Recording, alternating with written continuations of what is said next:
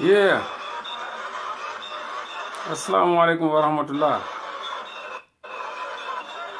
taala wa barakaatu. ñu ngi nuyu ñëpp di ziar ñëpp màggal ñëpp. lu tax ma teg vidéo bi parce que moo nekk di daw nii ba guddi gi nii France yëpp a ngi ci mbedd mi. ginnaaw bu ñu nuyoo ñëpp di sant ñëpp màggal ñëpp tiitaroo ñëpp ndamoo ñëpp di leen bëggee ku ci nekk ñi lay ñaanal jàmm ak salaam. donc lu tax ma commencé vidéo bi juste pour wax la ni encore une fois dañuy définir peuple ak population. loolu laa koy tàmbalee une définition de peuple et de population. ma leen koy définiral à travers benn exemple. ma leen koy définiral à travers almaxtaar ñu ngi lay ziar bu wér Abdallah ziar. donc ma bëgg ñu définir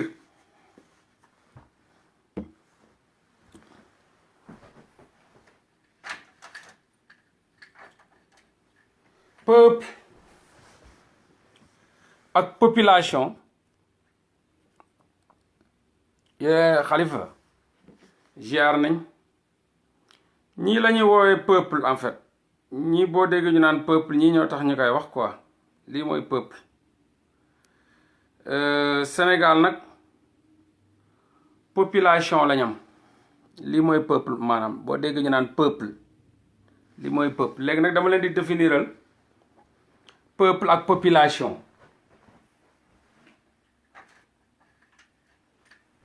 peuple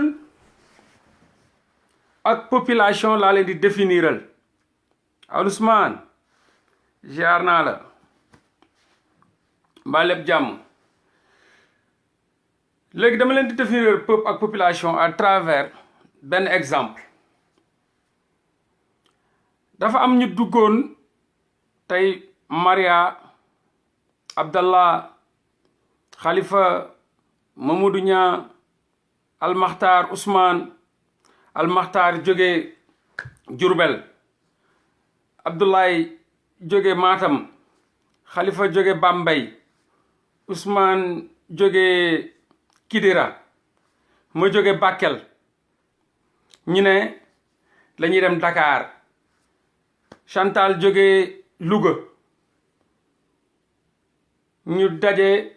Kaolack ne dañuy dem Dakar. bu ñu dugg ci Papis jóge Dinde Fello Papis Doumbia jóge Dinde Fello ñu daje Kaolack war a dem Dakar. Abdallah dugg ci oto bi kenn ku nekk sa bopp ngay tal ku nekk sa bopp ngay tal. Abdallah bu mu ñëwee joxe oto bagaasam ne coxeur bi yéegalal ma ko ci kaw wala apprenti bi yéegal ko. Xalifa ñëw indi benn saagam ñi yéegal ko. Joseph indi saagam ñi yéegalal ko ñëpp dugg ci oto bi. ba léegi loolu mooy population ñëpp dugg ci oto bi population oto bi fees apprenti bi oto bi fees naa waaw chauffeur bi ñëw trak taal. ñu jóge Kaolack fas yéene dem Dakar. muy daw ba Fatick rek am tali boo xam ne day jàdd noonu dem Thiès rek mu jàdd dugg Thiès mu mel ni jël oto yoonu Thiès bi nga gis Ousmane jóg. waaw mais yow gars looy def ni yow Dakar la ñuy jëm de foo ñu jëmee nii waaye bu ñu fonton ñun Dakar lañ jëm de. nga gis léegi nag population changé doon peuple parce que bokk nañ benn intérêt. bu njëkk bi ku nekk da ngaa ñëw dugal sa bagage ku nekk da ngaa ñëw teg kenn lijjantiwul kenn ku ci nekk say intérêt la da nga bëgg a dem Dakar da nga bëgg a dem Dakar. ba léegi jàpp ñu ni ñun ñoo bokk benn direction ñun ñoo bokk benn intérêt bi bu mu nekkee en menace bu intérêt bi nekkee en menace ñëpp jóg taxaw. et après chauffeur bu ñu fonton Dakar lañ la wax waxuñu la ak Thiès xool bu ñu fayee yow foo ñu jëmee nii ngay dégg oto bi di riir ñëpp bokk benn wax. foo ñu jëmee nii ñun waxuñu la woon Thiès de Dakar la ñu wax xool bu ñu fontoo ñu pour chauffeur bi dellu ginnaaw jël yoon direction bi mu leen waxoon bi nga xam ne bi mu leen di jël ci oto bi loolu la leen waxoon direction boobu lañ soxla direction bi chauffeur bi da ko changé ñëpp gis ni seen intérêt est en jeu ñëpp jógandoo ci biir oto bi yuuxandoo ne ko waxuñu la woon ni Thiès lañ jëm Dakar lañ jëm léegi loolu moo jëlee population ci mbir boo xam ni ñoom ñëpp a ko bokkoon mais xamuñu ko mais bu mu nekkee en jeu mu nekk en danger nga gis gars yi nag jóge ci population dem ci peuple je ne sais pas si je me fais comprendre bu dee comprendre lu leen tam ngeen ma gën a expliquer waat mu gën a yomb mu jóge ci population dem ci peuple parce que dafa am lenn luñ bokk loo xam ni nekk na en danger liñ jóge woon lu leen taxoon a jóg mi ngi commencé yàqu mi ngi koy commencé mun nañ cee dee mun nañ cee wala wareeva wala chauffeur bi di nalaw wala chauffeur bi di dawal loolu exemple la tey mu changé direction loolu exemple la wala chauffeur bi di nalaw di dawal di nalaw gars yi di gis oto bi ñëw waaw lu ngi mais yow la def ni yow bu ñu fontan yow dama ne nga yeewu laa la wax yeewul sëlmul peuple ñëpp a jóg oto bi ñëpp parce que ils sont en danger ñoom ñëpp seen bakkan xaj na ci ñu xam ne chauffeur bi nar na leen sànq ñoom ñëpp te xamuñ ku ciy dee ak ku ciy damm ak ku ciy gaañu ak ku ciy dund ñoom ñëpp jógandoo mu doon benn baat parce que ñoom si seen i dund moo nekk en danger seen dee moo nekk moo taxaw ñoom ñu jóg yuuxandoo ne chauffeur bi taxawal stop génnal oto bi sëlmul yewul naanal café maccal tàngal yéyal guro yekkal petit cola ñëpp ku nekk di joxe solution parce que seen vie est en danger muy deuxième explication boo leen comprendre ma jàllaat ci beneen bu gën a yomb encore pour xamal leen luy population ak luy peuple Ousmane population mooy ay nit yu bëri yoo xam ni ku ci nekk yaa ngi dund sa dund kenn yëgul kenn ni moom amal na ko njëriñ apport maanaam yow man xaw ma ni yow amal nga ma apport man xaw ma ni amal naa la apport ñi ngi dund di ñu dund rek ku nekk kenn yàqalul kenn ku nekk yaa ngi ci sa jàmm yow pour yow dara yàqalu la yow donc nice loolu mooy population peuple nag mooy buñ demee ba nga xam ni dara mi ngi dal sañu kaw te bu dalee sama kaw di nga ko yëg te bu ko yëgee tamit keneen ku nekk dina ko yëg et cetera ñu bokk benn direction bokk bëgg-bëgg te sañu bëgg-bëgg nekk en danger ñu mun ko yàq wala sañu bakkan xaj na ci ñu jógandoo ñu ñëpp kaasandoo ko loolu dañuy jëlee ci population yóbbu ñu ci peuple mooy benn saam population mooy lu bari lu tasaaroo mooy population peuple benn la un peuple la ñuy wax un peuple mooy benn mais des populations ay population la ay nit la ay nit yu bari léegi peuple bi nee ba peuple mooy benn ma jox la exemple ci oto Ousmane nga ñëw dugg ci oto bi waaw sama doomu ndey Jibi happy birthday happy birthday yàlla na yàlla defal jàmm ak salaam gudd fan ak wér sama doomu ndey sama nit ku baax ku yàgg ak man Jibi happy birthday bro wish you all the best jàmm ak salaam yokk ak ndam mucc ak xéwal gudd fan ak wér dañuy expliquer un peuple et une population je le répète ngeen baal ma ne tey jii Age Abdallah ñëw ci ñun ñëpp ñu jógee Kaolack Joseph ñëw Age Abdallah Papis et cetera ñuy dem Dakar chauffeur bi ñëw ba Fatick bëgg a dévier pour dem Thiès ñu xam ne ñun ñëpp dañoo am benn waxtu boo xam ni dañ ko war a yegg Dakar parce que ñëpp dañoo bëgg a dugg ci oto bi guddi la ñu bëgg a yegg fajar teel pour doxi sañu soxla chauffeur bi dévier contourner yoon bi bëgg a jaaree Thiès nit ñi ni ñuy jógee di fippu di yuuxandoo di waxandoo ne waxuñu la woon lii ñun demuñu Thiès Dakar lañ jëm ñëpp bokk benn intérêt nga gis na gars yi di waxtaan seen biir wax yow kii dafa reew waayow kii dafa yabaate waay ñun pourtant bu ñuy dugg ci oto bi kenn nuyul kenn population lañ kenn nuyul kenn gisoo kenn ku dugg ci Njaga Njaay na salaamaaleykum ñoo ne maaleykum salaam na ngeen def ñu ngi fi rek mosoo koo gis ku nekk da ngay dugg ci Njaga Njaay bi lijjanti sa bopp xool nan nga yeggee Dakar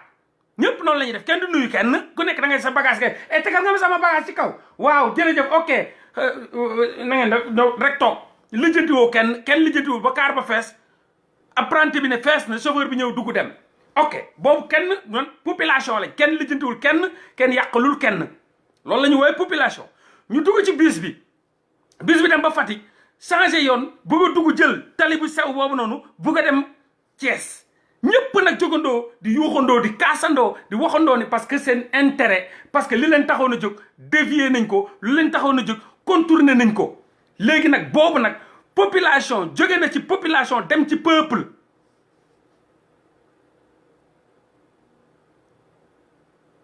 population jóge na ci population dem ci peuple parce que bokk nañ benn intérêt qui est en jeu bokk na ci li nga xam ni lu leen taxoon a jóg ñi ngi koy dévier ñi ngi koy yàqate ñu taxaw ñoom ñëpp kaas loolu muy benn ba tey buñ comprendre ma gën ko yombal ma ne ñu nekkaat ci oto bi léegi mi ngi dem Dakar waaye dem nañ ci guddi gi ba ci biir Thiès nga gis ba tollu Kaffrine wala Fatick astafurlah Fatick chauffeur bi commencé nalaw di zigzag oto bi di zigzag nu ko neex oto yi nga bu waaw gars yi gis danger am na oh nan la ñuy def ñëppay jogandoo mais bu ñu foto kii def yow boo nalawul yow kii commencé yuuxu bi commencé ñëpp bokkandoo benn yuuxu bokkandoo benn xeex bokkandoo kenn du des ci oto bi ñëppay taxaw dama ne wàcce ñu laa la wax wàcce ñu wala wàccal sëlmul ku nekk di indi solution loolu nag mooy jëlee waa oto ba ci début ba bu ñu nekkee population ñu jëlee leen ci population dem ci peuple donc entre population ak peuple intérêt commun bu nekk en jeu mooy tax population jóge ci population dem ci peuple merci beaucoup d'avoir comprendre donc loolu mooy jëlee population ci peuple Sénégal nag amuñu peuple population lañ am te population munoo ko forcer pour mu doon peuple dafa am luy jëlee population yóbbu ko ci peuple dafa am benn schéma boo xam ne mooy jël population yóbbu ko ci peuple moom laa leen expliquer te loolu amul Sénégal donc Sénégal ñi ngi suñu peuple ñii ñi ngi suñu population safrula ñii ñoo yore peuple ñii ñoo yore peuple ñii peuple lañ yore ñoom laa leen dugal leen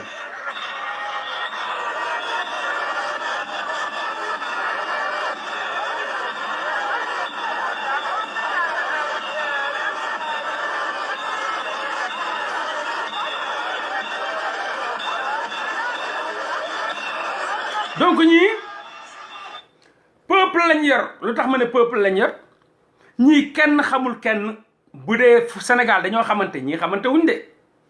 ma ñëw man dama bëgg samay waxtaan di doon ay waxtaanu xam-xam la ma liir gëstu ko wala la may sonn pour am ci dara ma bokk koog yéen ñuy faral di ñëw ci samay live duñ cay fekk ay saaga daal maanaam duñ cay fekk ay xëpp kaa yoo Macky Sall dinaa toj di boy Ablaye Wade kaa ba non damay indi instruction parce que xam naa ne peuple bi dafa soxla instruction donc dañuy indi li nga xam dañuy waxtaan suñu biir ci xalaat xel maanaam da ngay gis benn professeur bu ñëwee ñu ne wow tey moom jàng am na am professeur boo xam ne bu ñëwee moom caaxaana fay nekk af ree foo man dama bëgg saa yi may def live ñoomay suivre xam ne professeur bay jàngale ba borom bopp ba ñëw moo ñëw tey moom concentration moo fi am amul caaxaan amul kaf amul foo amul ree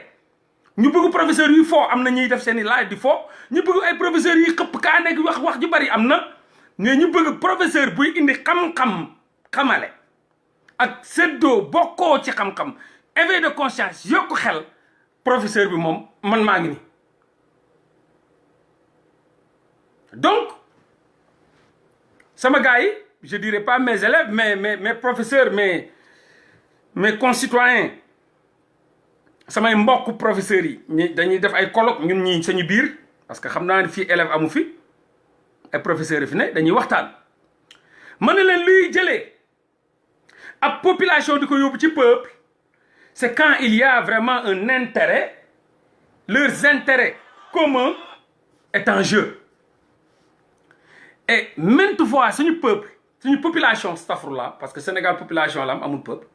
suñuy intérêt mi ngi en jeu te taxul ba tey Sénégal à neuta booloo vous êtes des professeurs ak quand même vous êtes des professeurs ay colloque la rek ay séminaire la ay professeurs fi daje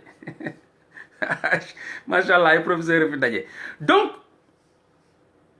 ñi nga xam ne tey jii Sénégal nu may waxee population du ñuy peuple parce que seen intérêt day nekk en jeu te du tax benn ci population boobu jóg wala ñu jógandoo xeexandoo benn mbir mu réglé wu ñu yegg ci direction bu ñu bëggoon après ñu delluwaat ci lañ newoon. loolu mooy le problème du Sénégal. Maintenant avec lépp lu am tu entends toujours les mêmes débats, les mêmes idéologies, les mêmes faits. Quand je me suis réveillé, non, de mon professeur, on donne juste des exemples. Je ne suis pas un professeur, je ne suis même pas un élève, je suis un ndongo daara. Un ndongo daara.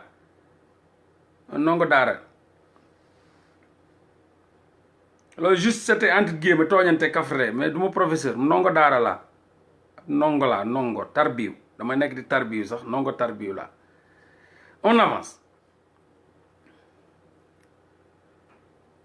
Maintenant bu fekkee ni population boobu noonu yëguñu ne seen intérêt mi ngi en jeu, population boobu noonu yëguñu ne ñoom ci seen bopp kenn ku ci nekk ni lii ni di ñu dal pour ñun ñëpp la, donc jógandoo bi day metti parce que kii lu muy yëg ci boppam keneen ki yëgu ko ci boppam. te ñii ma lay won nii xamante wuñu, ñii nii génn nii ñu ngi ci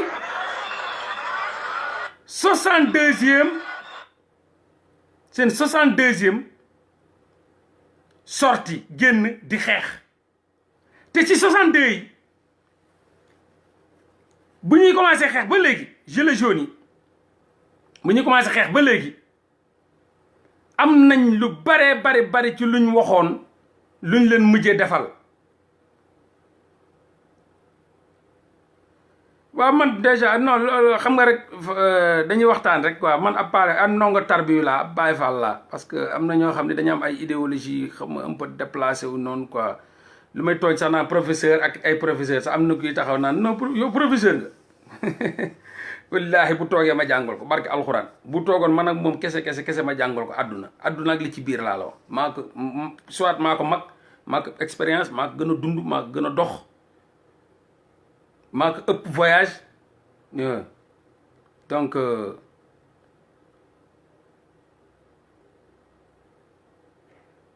donc on continue. bi mooy deuxième message am bu mu def, xam naa bu troisième bu insister ci ces conneries rek dama koy bloquer après avancer, parce que man boo njëkk a wax damay tey tu es de bonne foi, da ngay wax pour waxu nit, mais bu ma gisaatee nga wax ay conneries fekk ay nit yi waxtaan di jubal di jekkal di waxtaan seen biir nga bugg a yàq te yow parce que tu es de bonne foi de mauvaise foi, dama lay bàyyi deuxième. Troisième bu ma gisaatee nga waxi dof rek je t'efface et on avance. Juste quoi, parce que sur 77 personnes yu connecté wu benn nit bu caa ne di yàq ka wax di jaxasee ka yooyu, parce que kooku il n'est pas de bonne foi en fait. amul culture, il n'est pas de bonne foi, yéene bi rafetut bu mu duggee sax si sa live yéenam rafetut, fekk bugg fa fekk lu baax, dafay bugg di jaxasee, dafay iñaan moo ne ci xolam, xamula musula gis mais buggu la, tu l'intéresses pas. Donc ce genre de personnes là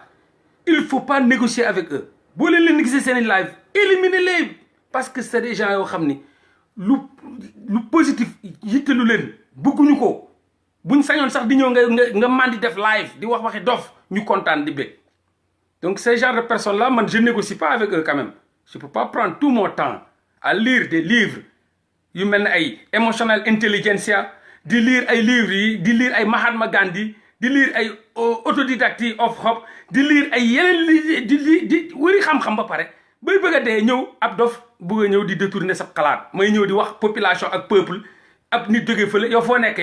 yow nga ne professeur nga. xam nga c'est bizarre. moo tax gis nga Sénégal dina méttee defar de genre xeet gi nag ñoo fi nekk, xeet gi ñoo fi nekk, mais ay xar ab dëkk xar yi bëri ci mbaam xuux yi mbaam àll yi mais noo leen mën a sàmmee? mënoo jël xar mbaam xuux mbaam àll bëy fas yëpp bëgg leen boole sàmm munul ne sama gars yi ñoom ñëpp nag ay animaux lañ mais munul ne parce que mbaam àll bi da ngay mu jaaree nii mbaam xux bi jaaree nii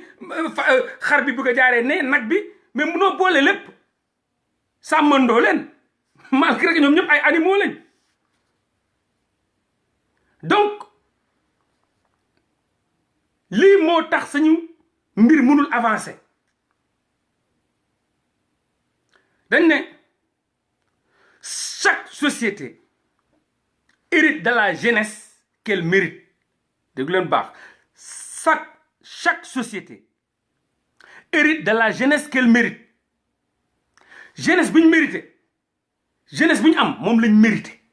jeunesse bu dul réfléchir je parle de la majorité jeunesse bu dul xalaat jeunesse bu soxor jeunesse bu iñaan jeunesse bu dul sax déglu da ngay ubbi sa gémmiñ rek mu foofu la ñuy continuer dañuy dem jeunesse buy nalaw jeunesse bu refuser yeewu jeunesse boo xam ne amoo benn intérêt ci rey sa bopp pour éveiller leen mais ñoom ci seen bopp ñooy taxaw di la xeex mais nag ñu ñu tax a bàyyi parce que ñun loolu bàyyi loowuñu il faut que la population ou bien la population soit un peuple ma ne li ñuy seetaan nii li ma leen doon woon léegi ñi koy seetaan sama gars yi kenn ci ñoom xamantewul parce que nasaraani xamantewuñu tubaab bi xamantewuñu de ku la wax xamantewuñu da ngay jàkkaarloog nit ngeen bokk benn appartement ngeen bokk benn immeuble te doo leen xamante léegi lii xool leen bu baax dafa am kenn ku fi gis camion am na ko gis camion fii am na kenn ko gis micro ana camion bi ana micro bi ana rappeur français yi kon donc France ñooñu ëpp junni rappeur mais France seen révolution seen gilet jaune xaaruñu Booba xaaruñu La Fouine xaaruñu Booba Omar ziar naa la xaaruñu La Fouine jaayef Mamadou ziar naa la ñoo far donc moo woon leen tey 62e fois gilet jaune yi di génn ñi leen di jàpp ñi am na ñu ci dee gilet jaune yi am na ay mort am na ay emprisonné te kenn ci ñoom xamantewul parce que France kenn moom muy France muy Europe muy États-Unis gars yi duñ xamante tey fa ma ne nii kii ma jàkkaar loolu buntu bu ma ubbee nii woon la xaw ma turam xaw ma santam la ñuy rombante des fois ñu bokk ascenseur yegg si mu ubbi buntam dugg bu fekkee Espagne dañ naan xoolaa jeex na bu fekkee France bonsoir bonjour des fois sax duñ la nuyu parce que ñoom comme ay kàkkatar bu dee États-Unis haay nga jàll ñu jàll donc ñii xamante wuñu ñii amuñu camion ñii amuñu oto bu am micro ñii xaaruñu Booba xaaruñu La Fouine xaaruñu benn rappeur ñoom ñëpp a jógandoo la France dans sa globalité des millions de personnes dans les rues et ku nekk di yor sa ab discours di kaas di wax ma ne la tey jii ne ñu ñëpp génn ñu jóge ci population dem ci peuple bi yëpp génn kenn du wax la population est sortie le peuple est sorti la ñu wax peuple bi moo génn ku nekk di ku nekk yor sa comment dirais-je sa benn discours di wax ki naan liberté keneen libéré gëng ku am baaful indi ku am rajo indi ku am tama indi ku am sabar indi ku am ndënd indi ku yor sa rajo yooyu noonu nga indi ku nekk daal indi say moyen fii amul financement ku nekk indi say moyen kii indi rajo man ma indi sama rajo handicapé yi yore sama rajo kenn indiwuma du financement du dara ma yor sama rajo libéré libéré libéré x y libéré kenaan liberté liberté kenaan on refuse on refuse on refuse ñi demandoo noonu ci benn ale ci benn yoon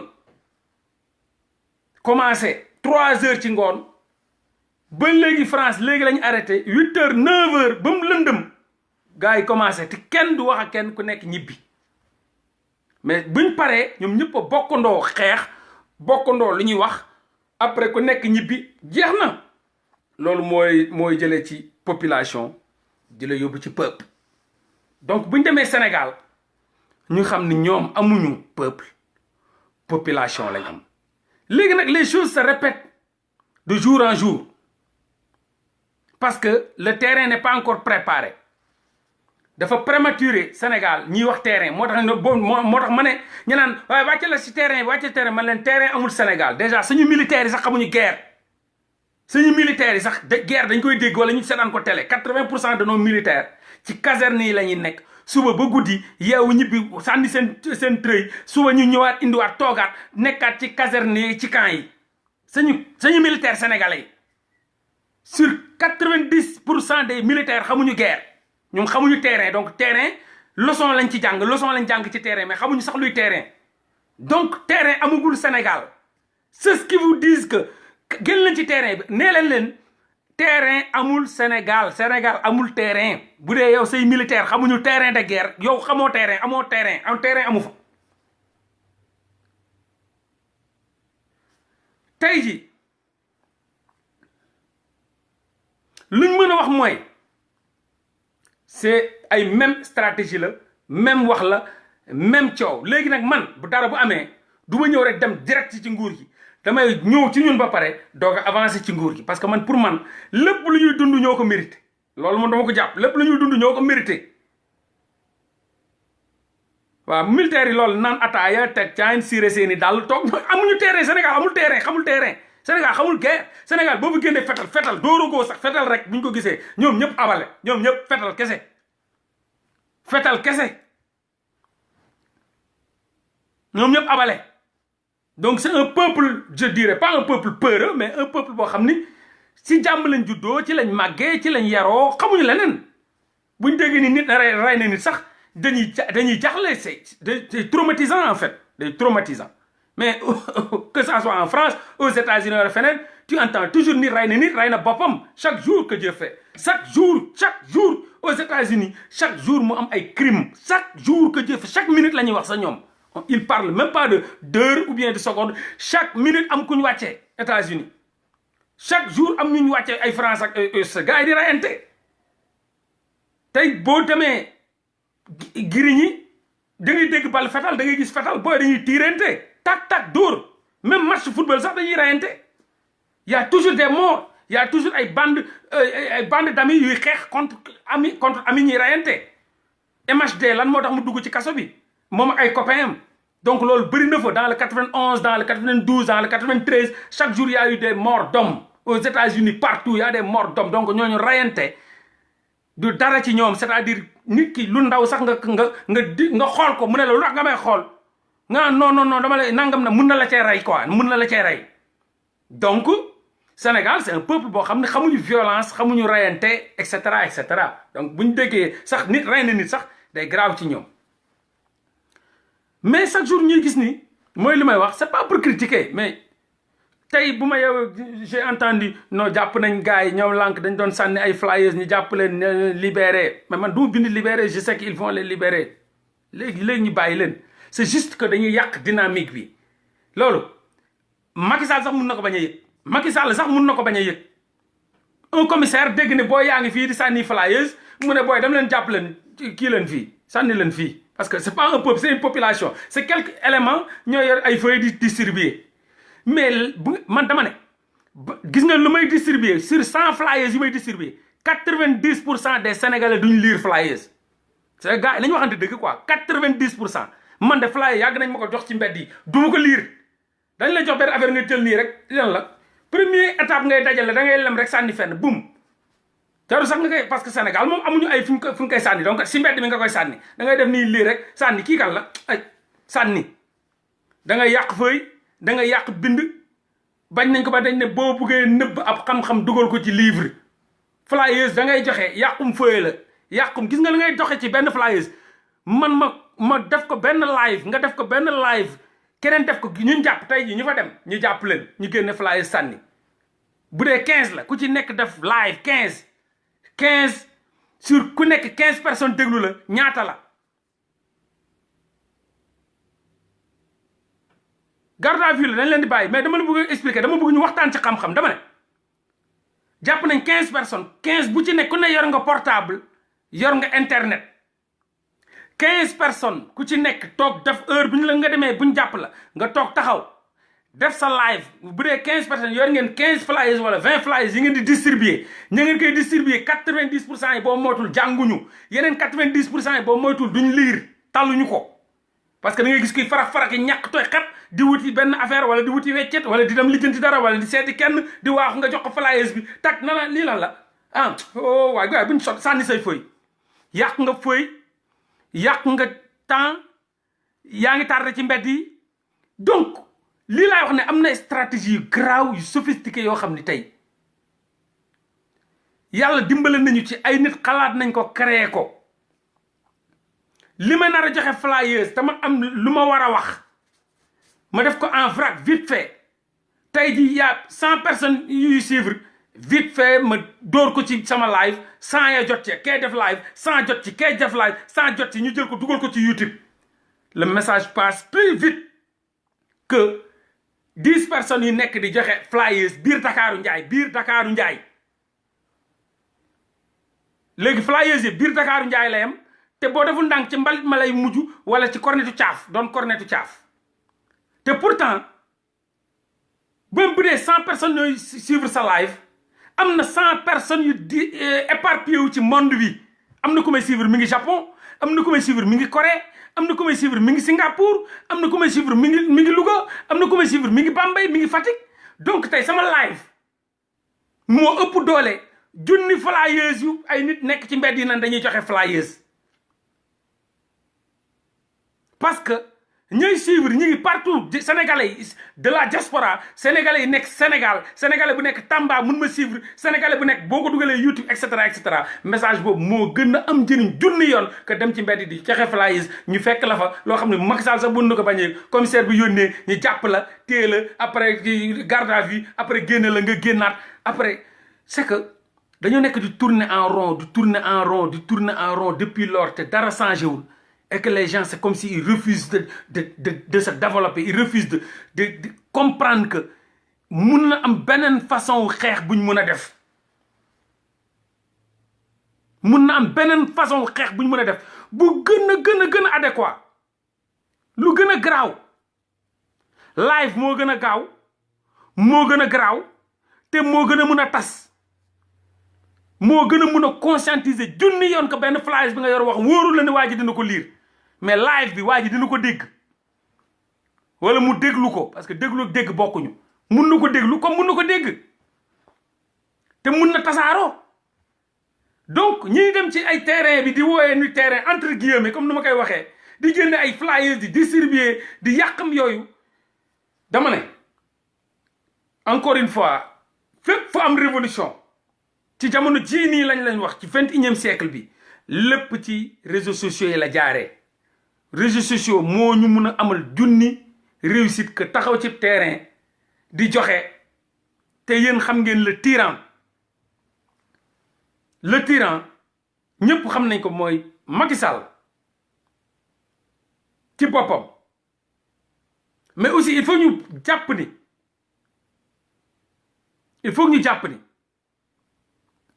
Sénégal ci boppam moo yëgagul ni moom xeex bi xeexam la te loolu laa bëgg gars yi xam ko te loolu laa bëgg ñu waxtaanee ko Sénégal ci boppam Sénégal laa la wax de yëguñu ni xeex bi seen xeex la dafa am juste ay nit ñu ñëw identifié wu benn xeex jël ko ne dañ koy xeexal Sénégal mais Sénégal ci boppam ñoom xeexuñu Sénégal ci boppam xeexuñu tey les gilets jaunes bu ma leen laajee kan moo koy jiite lan ngeen may wax est-ce que da ngeen ma tuddal tur le gilet jaune bu ma leen laajoon ni kan moo yore kan buñ paree kan ñan ñooy nekk au devant yor buzz bi est-ce que mun ngeen ma wax kenn ci yéen ñun ñëpp ñoom ñu ngi ci 62e action manifestation gilet jaune yi bokkul ak ñiy xeex pour benn lañ quoi mais bokkul ak ñoom ñëpp ku ci nekk dafa am lu ngay xeex gilet jaune yi dafa am ay plateforme revendicative yu ñu yor waaye France ci boppam aussi dañuy xeex pour retraite yi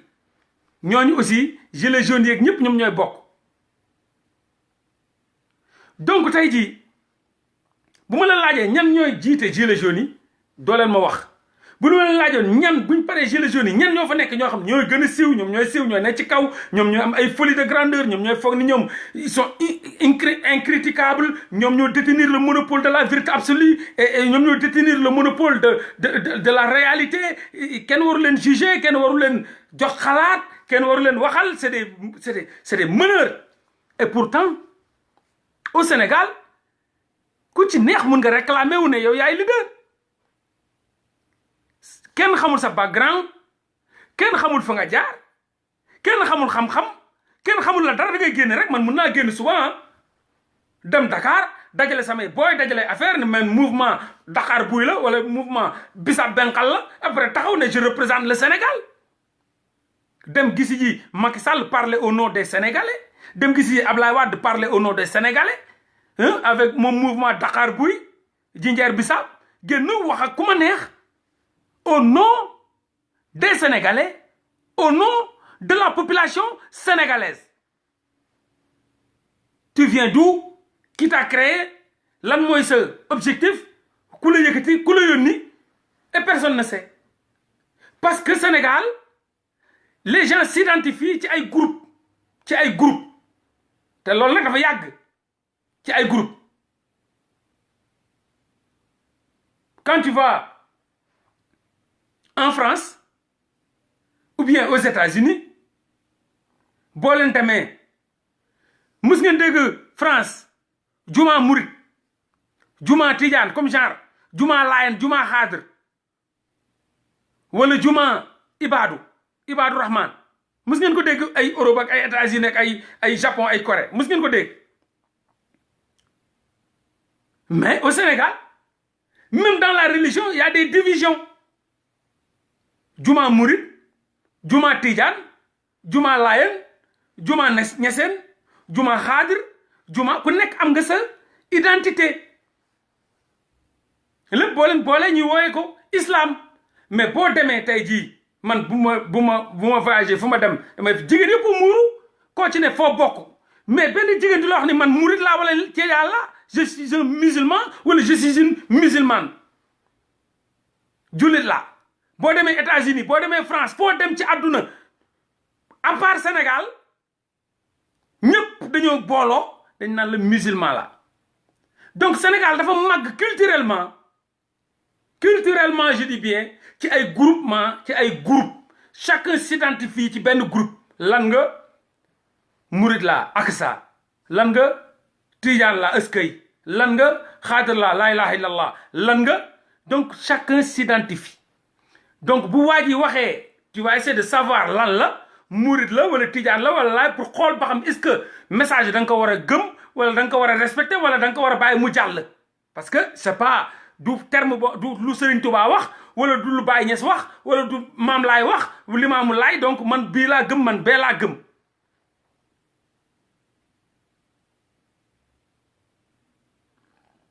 donc chacun s'identifie léegi identification yooyu ñu am sax culturellement di feeñ ci suñu groupement yi maanaam tey jii bu ñëwee ci ay xeex l'un se réclame de Y'en a marre l'autre se réclame de Aar Li Ñu Bokk l'autre se réclame de France Dégage l'autre se réclame de FRAPP mouvement l'autre se réclame chacun ku nekk di porter benn t-shirt boo xam ni yow moom nga ne moom nga représenté donc problème de classe am classe mun na les classes divisionnaires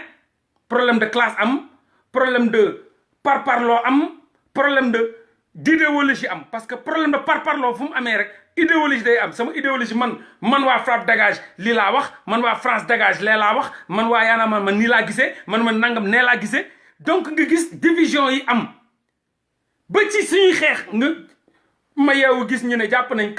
8 personnes 12 personnes ma gis Abdoulaye Diop Y'en a marre Cheikh Ndiaye Dakar Bouy Matar Diop Ñambaan Bisa Cheikh Ousmane bi France nitu dëgg valeur nit mais est-ce qu'on est prêt réellement quoi est-ce qu'on est prêt réellement est-ce qu'on est prêt réellement yow bro pose la question boobu entre temps boo posé rek nañ la répondre est-ce qu'on est prêt réellement et pourtant ñii di dajaloo fii ma leen di woon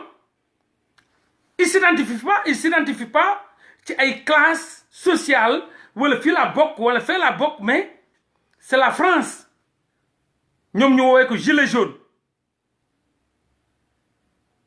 exactement j'ai vu un gars à Keur Massar il quitte Keur Massar pour aller faire sa prière vendredi à Massalikul Jinaan yaana un jour sama benn cousin dafa ñëw seet si ma jóge Tamba ñëw seet si ma Kaolack julli ajjuma ñuy waajal ma dem ci jumaa ji nekk sama quartier yóbbu ko fa pour ñu julli ñu commencé di waajal ñu teg julli ñaari rakk vite fait parce que ñu ngi doog ñëw jumaa jàkka ji quoi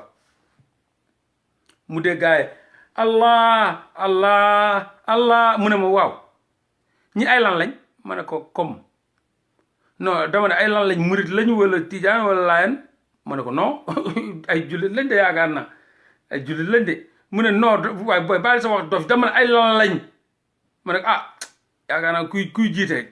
tijaan la mu ne na ma jógal man si jaata bi de mu ne ma jóg jógal ma ne ko waa lan ma jóg mu yan affaire bi na ma booy maa ngi ñibbi wala nga won ma feneen fu murit yi nekk fu murit yi nekk dama bëgg a dem julli ci jumaa murit man murit may jiite tijaan du ma jiite mais ko tijaan ni moom waxul tariwul sóoratul tijaan yi Fatiha lay def teg ci saar waa ji sama cousin bi yëkkati ma jóg mu jël si jaada ba dem ne moom munu tijaan du ko jiite mais parce que socialement et culturellement dañ ko préfabriqué bopp bi dafa am nuñ ko tabaxee moom loolu la gis te pourtant foofu division yi gis nga yu fay am parce que ku nekk day identifié wu ci ay groupe léegi de boo accepté wul groupe kooku wala boo accepté wul idéologie bu muy dégagé donc foofu peuple munu fa am population rek moo fay am population rek moo fay am moom nee na murit la tijaan du ko jiite donc peut-être tijaan ba bu demee toog moom tam ci kii murit ba daana kii kat nii lan la nga ne murit ne non du léegi chrétien bi nag léegi juif bi nag léegi athée bi nag ngay ñëw ci tey France tey seen gilet jaune yi kenn du identifié wu ñëpp gilet jaune lañ tudd ñëpp gilet jaune am nañu amul oto pourquoi ils s'identifient à gilet jaune pourtant la France certains pouvaient dire awma oto gilet jaune yi ci oto la jóge dañoo yokk ay taxes ci essence gars yi yëg ko ne arrêté nag ku nekk téye otom bu kenn dawal noonu indignation moom moo indi gilet jaune kenn kese la de du ñëpp de kenn moo dem xool essence ba yokk mu ne moom dawalatul jël message ba sànni ci internet encore internet gis ngeen xeexu internet bi li gars yi di xeeb nan la terrain amul man leen benn terrain moo fi am muy internet bi mooy terrain bu ëpp doole ci monde bi terrain bu ëpp doole benn kàddu mu tas ci monde bi terrain ba ngeen di wax terrain du terrain amul njëriñ te nangu leen ko dégg stagné wu fenn ne du ma fa jógee terrain mooy ci internet bi léegi je donne l'exemple des gilets jaunes parce que ñoom ñoo xam lan mooy marche ñoo xam lan mooy xeex ñoom ñoo xam lan mooy peuple ñoom ñoo xam lan mooy population la France dans sa globalité amul kenn koo xam ne identifié woo sa bopp ci gilet jaune yi et pourtant am na ñu amul oto dañuy dox ñëw dugg ci métro dugg ci bis ñëw ci gilet jaune te pourtant gilet jaune parce que ku ci nekk ñi yor oto xam nañ lan mooy gilet jaune li ngay sol loolu la ñu wooyee gilet jaune gilet bu jaune boobu na ñuy sol noonu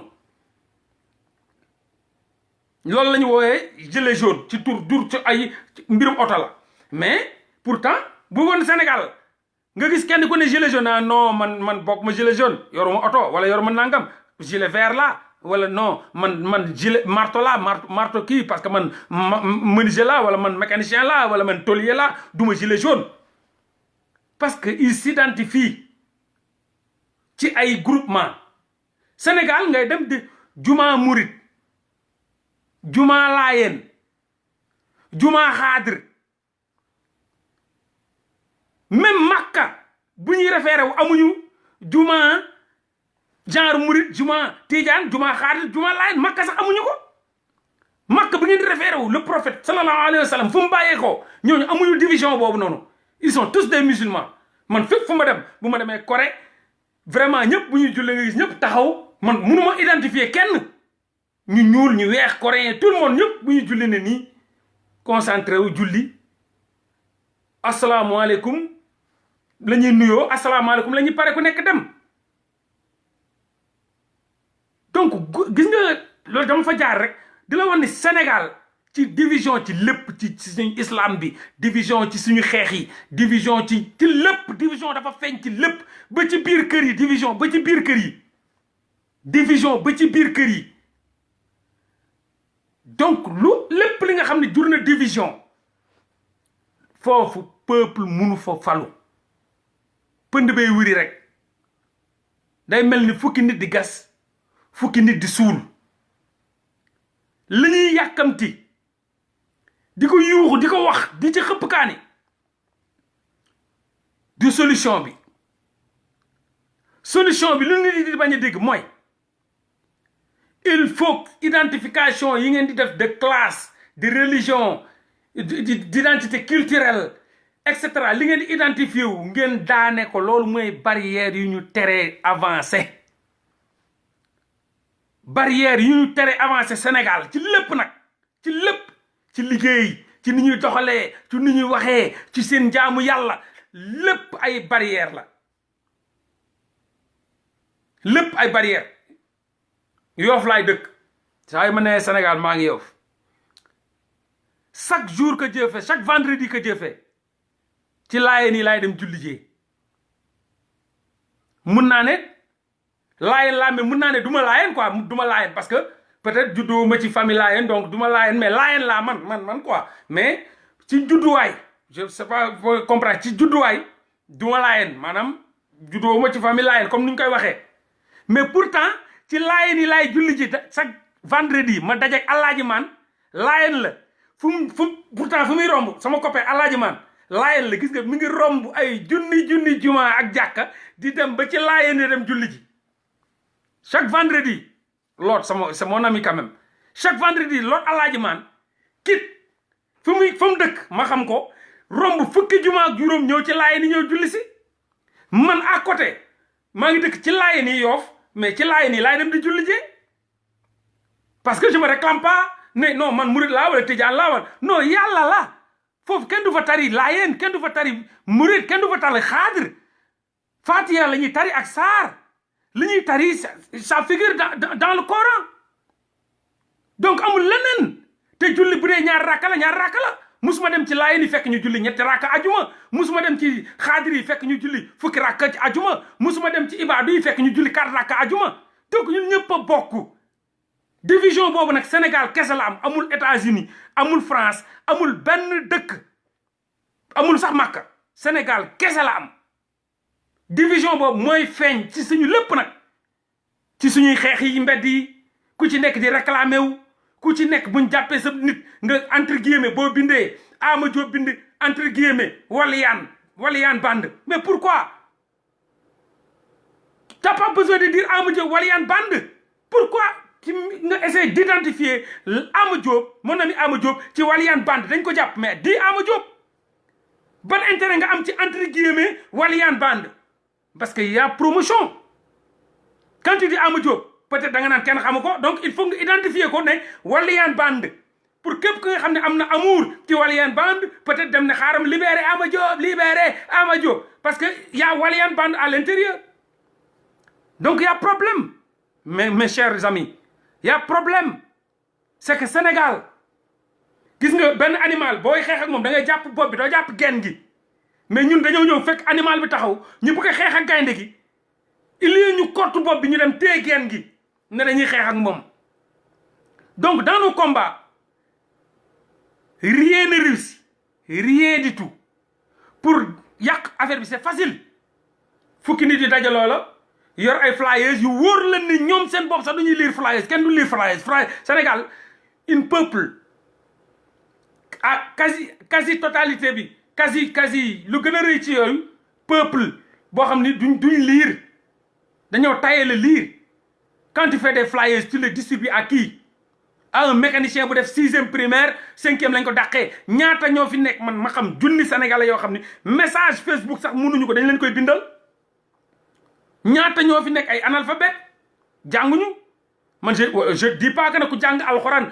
tubaab bi moo leen wooyee ku jàng alxuraan moom mu wooyee analphabète man du ma ko wooyee analphabète ku jàng alxuraan moo gën a instruit ku jàng français mais tubaab bi nag moom comme gëmul alxuraan moom day xeex alxuraan moom dafa wooyee ñi jàng alxuraan sax ay analphabète moom pour moom parce que moom ak idéologie am moom ku jàng alxuraan ña jàng alxuraan jànguñu mais man ña jàng alxuraan man ñoo ma gënal ñi jàng français bu dee alxuraan bi fees na seen yaram ñooy gën a gore sax ñi jàng français mais illettré lañ leen di wooyee ne jànguñu mais tey bi ñu xoolee ña ngay jox flyers 80% ay illettré lañ kii menuisier la 6e la juudu 6e primaire ñu dàqee ko 5e kenn ñu nekk ci mbedd yi daal maanaam street hustlers yi nekk ci mbedd yi 90% dañoo teel a bàyyi mooy ñi lal di jaay mooy ñu taxaw ci tali bi nga leen di distribuer ay flyers ñenn ñi ay caaf la ñuy jaay non Ama Diop deful dara sama copain dama doon joxe exemple rek bili Ama Diop wala mën de Ama Diop xanaa gisoo pataawaayam Ama Diop bu toogee sa kaw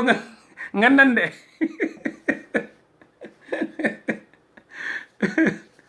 bàyyil ama sama doom ndey la ama pata donc comme ni ma ko mën a waxee tey Sénégal damay jox conseil bi ña dem tey ci soi-disant terrain ba yore seeni flyers muy ay feuilles yoo xam da nga koy defar bind bi da nga koy defar ña ngi koy tasaare wóoru la ni dinañ ko liir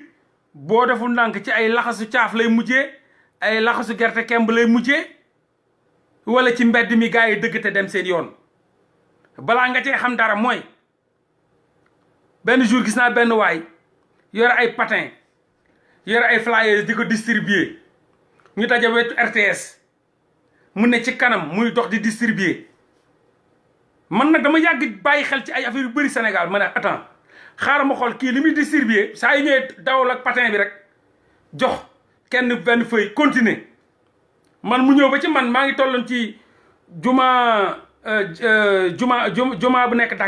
bu nekk Dakar bu mag bi juma xaw ma nu ko juma Dakar xaw ma juma national am na tur daal juma xam nga juma yàlla mais juma néegu yàlla mais dinañ ci Dakar moom dañ ci yokk tur waaw fii juma Aïcha wala juma da ngay gis juma du ma jullee démb juma Aïcha juma Muhammad juma Ibrahim ay tur yooyu lañ koy tuddee mais fële juma Dakar juma Murid juma Layen juma Xaadir juma Ñeseen juma ku ne day am santam grande mosquée de Dakar donc bu ma tollee foofu waa ji ak patin fekk ma foofu jox ma flyers ma téye flyers bi di liir ni may liiree ay événement la ma romb muy jox ñu bari mais gis nga ku mu jox boo nee nii rek sànni ku mu jox boo nee nii rek sànni nga gis ñenn ñi lem kenn ki lem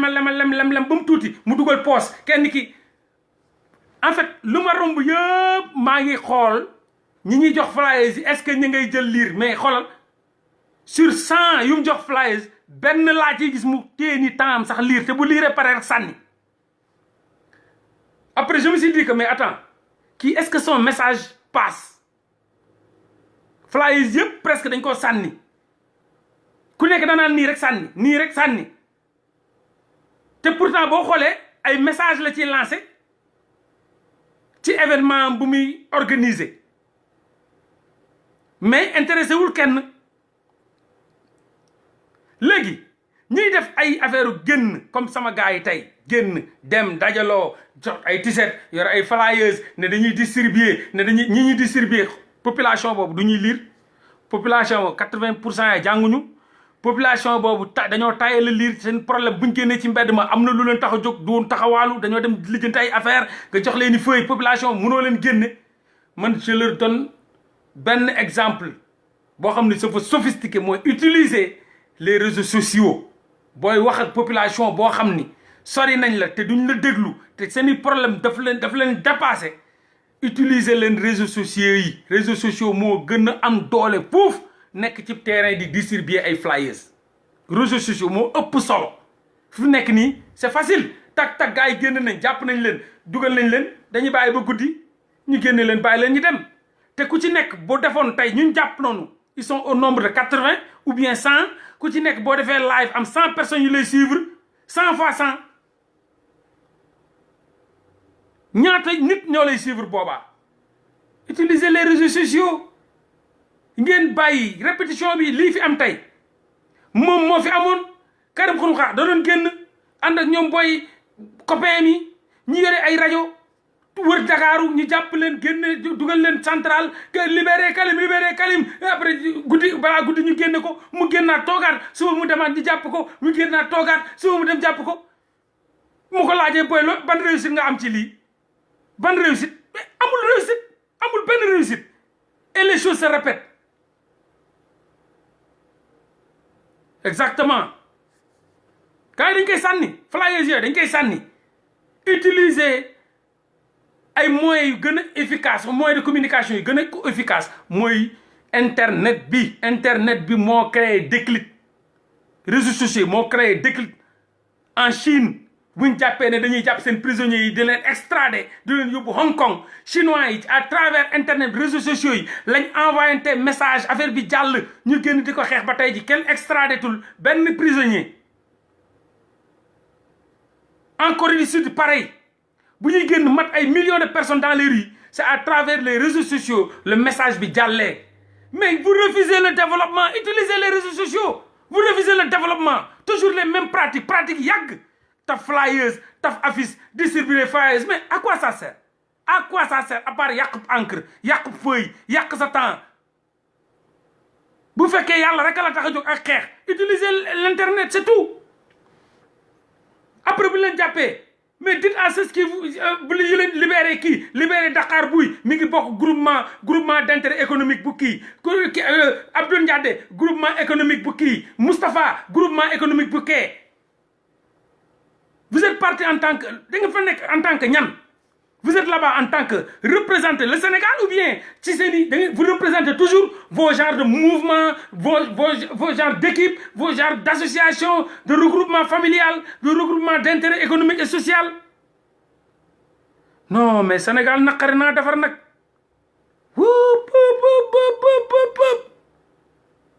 non mais Sénégal équation à ni ñu koy waxee tey équation boo xam ne la non pour double man xaw ma ban genre xeetu équation la quoi ban genre xeetu je comprends même pas mathématique la Sénégal mathématique la science naturelle science physique morale problème bi moo extraordinaire quoi du lu ndaw maladie bu graaw bu profonde bu sori. Et tout le monde refuse le développement tout le monde refuse les critiques tout le monde le Sénégalais daal moom benn xeetu yàlla la quoi day taxaw moom moo war a wax moom est-ce que rek lay bëgg di dégg quand tu critiques non bàyyil critique yi non wàccil ci le terrain un terrain boo xam ne mënul rassembler 1000 personnes un terrain boo xam ne rien n'est encore réussi et toujours les mêmes pratiques Abdou Karim Gueye jël fly distribué ñu jàpp ko dugal central mu génnaat jël kii après mu jël rajo oh ba léegi 21e siècle ba léegi ñeneen ñi ngi yor fly yi di wër di tasaare da ngay wax ba dee mais dara du changé. Merci beaucoup Amadou respect à toi respect à toi. ñun dañu am benn tyran Sénégal Macky Sall gis nga mootul esclave bu doon tyran bu demee ba am nguur ba am pouvoir ba téye ko sama waa ji lu koy xeex du yomb de lu koy xeex du yomb te ñun dañoo gis nga tey jëlal ab mbindaan bu nekk ci kër di bale di fomp di bale di fomp booy di romb di tilimal muy fóot di paase nga dem ba jox ko pouvoir kër gi ne ko jëlal gérer léegi yaay gérer lépp dina noq waa kër gi ñu ne leen ñu waaye yow jëlal benn mbindaan rek bu sa yaay doon la téye di négocier ñu jël mbindaan mi ne ko léegi gérer njaboot gi un esclave boo xam dañ ci doon munul dara loo ko def loo day menace léegi ñu nga dëkkate ko yàqate ko muy fóot yére léegi nga tilimal ko muy def du goroñee du wax dara nga jël ba jox ko pouvoir bi léegi ne ko léegi nekkatoo mi naan gérer gàlle bi léegi yaa gérer dina ñuus xale yi gis nga kum fóot yére ba jox la ko ba nga tilimal dina la ñuus ba ratt say day noonu la mel mais Macky Sall c'est un esclave qui s'est transformé en tyran c'est un esclave qui s'est transformé en tyran donc pouvoir am da koy exercer lépp da koy exercer parce que pouvoir am bëggul ñu yàqal ko de toute façon man li ma mun a wax mooy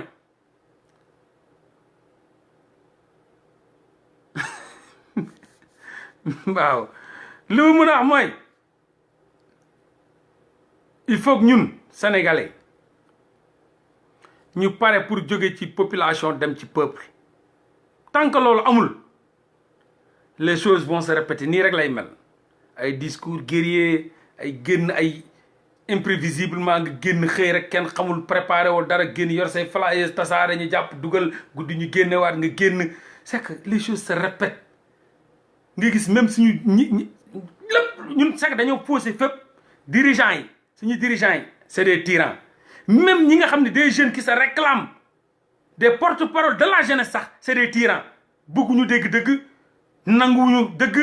ñoom c'est day ay folie lañ am. Quelqu'un m'a envoyé benn affaire boo xam de le boy là le Ben Taleb xaw ma benn boy quelqu'un ñun xamuñu ko quoi quelqu'un qui vient de nulle part taxaw un petit ne non bon il va moom porte-drapeau la jeunesse sénégalaise la boy Ben Taleb Sow porte-parole porte-drapeau de la jeunesse sénégalaise xëy taxaw rek nii ce même boy là mun na xëy suba dem palais représenter Billy Joe bi nga xam ne buñ koy xamuguñ ko bu muy rap ci Bibson buy dem représenter Moustapha nga xam ne bu mu nekkee université plus de 15 ans léegi romb na fa c'est extraordinaire ay benn Abdoul Ndiadé bu def 15 ans benn Ama Diop boo xam buñ ko xamee ñëpp a rap tudd Ama Diop un icône mais ce petit Ben Taleb bu ëpp lammiñ Ama Diop gën ko ngand lammiñ gën ko bëri wax mooy dem di def jàkkaarloog Macky Sall ne d'ailleurs il va représenter un Ama Diop qui a fait plus de 30 ans de musique lépp luy high tech musique ñun sax moom moo ñu taal boo déggee tey ñu naan kër gi partout c'est grâce à Ama Diop que la musique sénégalaise le rap en particulier mais ce petit jeune là va aller jàkkaarloog le président de la République parler au nom de Ama Diop au nom de Moustapha au nom de Abdoul Ndiadé au nom de Mola Morgan au nom de Billy Diadio te kooku personne ne le connaît musul waxtaan ak man musul waxtaan ak mais moom dëgër fit bu mu am rek dëgër fit bu mu am fit de dëgër fit ak fit bokkuñu dëgër fit bu mu am réewande bu mu am mun na dem taxaw am fitu taxaw ne monsieur le président di wax ak moom au nom suñu tur ñun ñii nga xam ni bu Ama Diop di musique baayam moo doon fecc bu may rap ci musique Ama Diop moom papa mi ngi fa di fecc ce petit là qui vient de nulle part nulle part kenn yónni ko kenn yabalu ko pense que icône la moom di ma gis ko muy ñu yónnee ma ay muy bin mais Mollah Morgun xaw ma ko dafa bëgg buzz man bu may am buzz sa papa man bu may rap bi am buzz sa papa moo ma xam maa ngi rap sa papa di ma fekk samay musique Ama Diop di ma tëggal may rap sa papa di fekk sama musique adduna dem ba nga ñëw yow man ak yow kan moo ci gën a bëgg buzz yow nul ne te connaît defoo dara dans la vie kenn xamula boo xool sa âge 20 ans nga am wala 25 ans tu oses taxaw di représenter man Ama Diop Abdoul Ndiadé Moustapha Massamba Bassel Billy nga ne dañuy représenter suba am nga fitu taxaw dem ci président bi jàkkaarloo moom ne da ngay wax ci suñu tur Sénégal moo ñàkk leadership Sénégal dëkk boo xam ne boo koy wax da ngay ñàkk too xat Sénégal dëkkub maa tay la dëkkub boo xam ni non reewande ëpp fit la quoi ëpp fit reewande ëpp fit quoi maa la ëpp fit je m'en fous nga gis même boo duggee seen Facebook yi bu ñuy photo wu ñen ñoo leen mandaté mais bu ñuy photo wu da ngay gis mu foog ne mel dóor benn Amical Cabral une révolution il faut nangam mais demande-lui mais lan mooy background am quoi une révolution depuis quand t'as commencé la révolution quelle révolution ça t'a dirigé quel genre de révolution t'as dirigé kan moo la inspiré tu viens d'où qui t'a mandaté mais Sénégal ndeysaan amul loolu Sénégal man suba mun naa génn dem Sénégal nangu affaire yi représenter Sénégal wax au nom des Sénégalais waxee nu ma neexee quoi kenn yónniwu ma maa ngi fàttaliku bu ñu waree gis Abdoulaye Wade les rappeurs nga ndam ma ba léegi mujj ñoo gis Abdoulaye Wade directeur de cabinet moom moo ne woon rappeurs yi dañoo war a gisante ak Abdoulaye Wade waxtaan boobu ñu ngi si xeex boobu Y'en a marre sax amuguloon dara amuguloon Malal a contacté Manu bu BMG 44 Malal m'a contacté depuis Kaolack ma ñëw indi sama discours incendiaire pour ma waroon tenir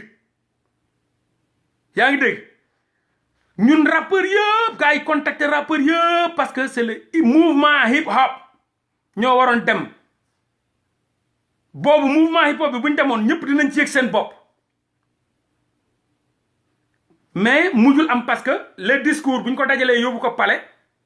gars yi bu ñu liiree dañ ne non lii du baaxut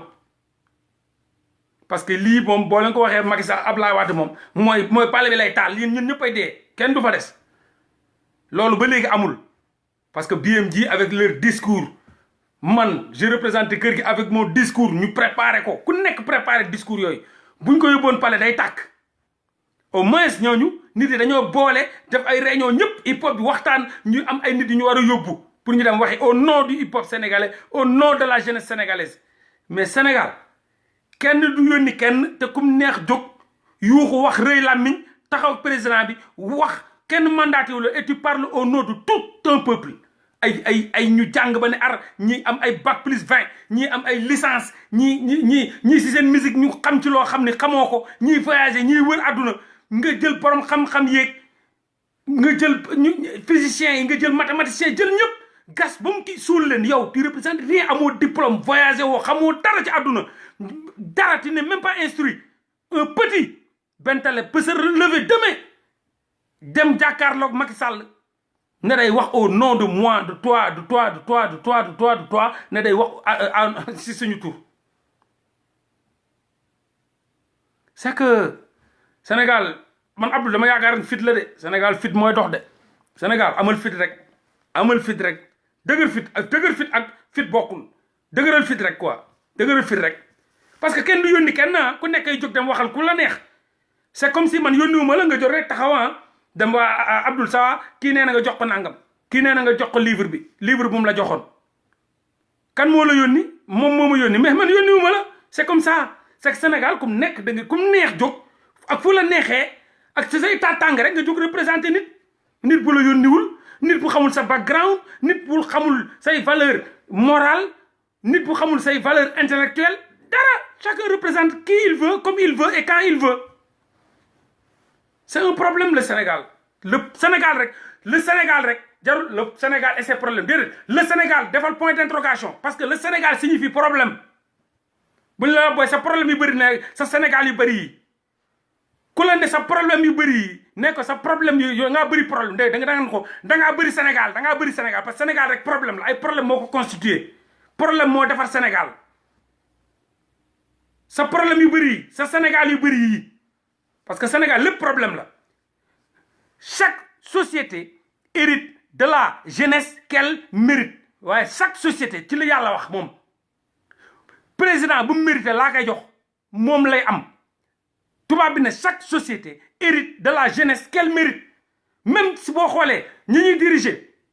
ci kaw au sommet ñooñu ñun lañ mel ñun ñii la ñi nga xam ne tam ñoo jógaat ne dañuy xeex kooku si suñu tur ni ñun ñii lañ mel ñoo gën a yées